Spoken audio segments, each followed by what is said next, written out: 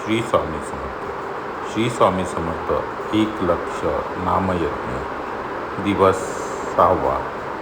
आज आपण स्वामींची 501 ते 600 अशी नामं घेणार आहोत 4 भागांमध्ये. त्यातला हा पहिला भाग आहे. पहिल्या भागामध्ये आपण 501 ते 525 अशी नावं घेणार आहोत.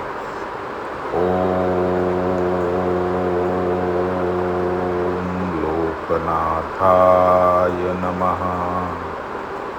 ओम कनिष्ठाय नमः. ओम महानुभव भाविताय नमः. ओम सात्विकाय नमः. ओम चिदंबराय नमः. ओम परम तपसे नमः. ओम अनिलाय नमः. ओम विगतांतराय नमः. ओम सत्यानंदाय नमः.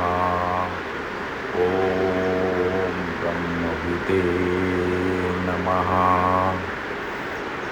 ओम भोगविवर्जिताय नमः. ओम निष्पापाय नमः. ओम देवेंद्राय नमः. ओम कपालवते नमः. ओम अनंतरूपाय नमः. ओम शुभाननाय नमः. ओम ध्यानस्थाय नमः. ओम स्वाभाव्याय नमः. ओम चितात्मने नमः. ओम पुराणपुरुषाय नमः. ओम आनंदिताय नमः. ओम त्रिलोकात्मने नमः. ओम अनुपमेयाय नमः.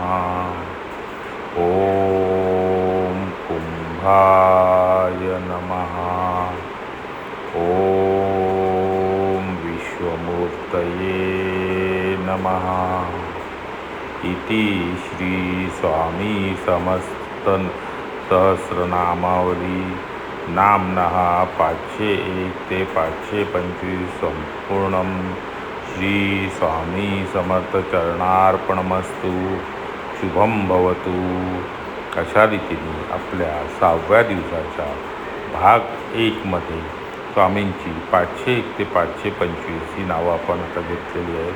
या व्हिडिओवर आपल्याला 25 वेळा श्री स्वामी समर्थाचा जप करायचा आहे.